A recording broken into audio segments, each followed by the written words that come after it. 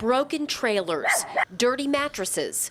Welcome to Moultrie's brothel. These ladies were expected to have sexual intercourse with these Johns, sometimes 30 times a day, sometimes up to 70 customers on a weekend. The youngest sex slave freed from the Moultrie-based operation was 14 years old.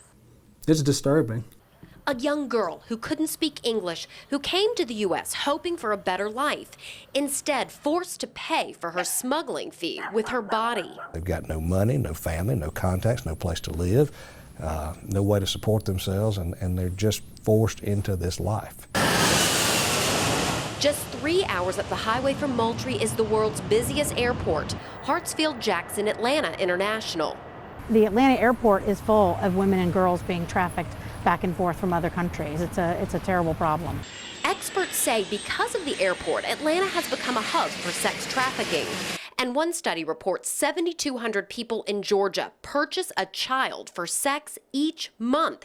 And each child is sold 10 to 15 times to meet the high demand. The United States is the largest consumer and the largest producer of child pornography images around the world. Francie Hakes is a leading authority worldwide on sex trafficking and led the Department of Justice's child protection efforts. People who have this easy, instant access to horrific videos of children being raped and sexually abused, watching those movies, looking at those images and getting sexual gratification becomes not enough. They want to act on it. They want access to a real child.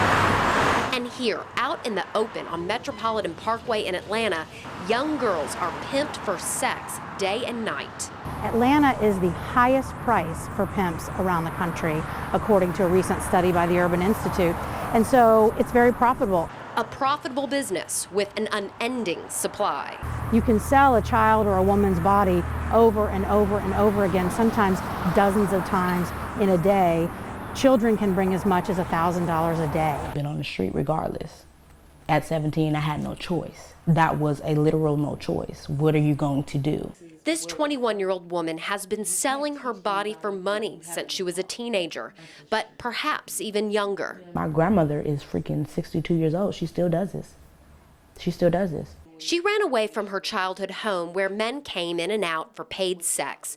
So she started making money the only way she knew how. I had already watched people do it around me. You know, I had already seen that lifestyle. So it was just pretty much like watching someone drive the car and me driving it for the first time. When you have a vulnerable group of people, it's easy to attack them from any angle to try to get them to do what you want to do.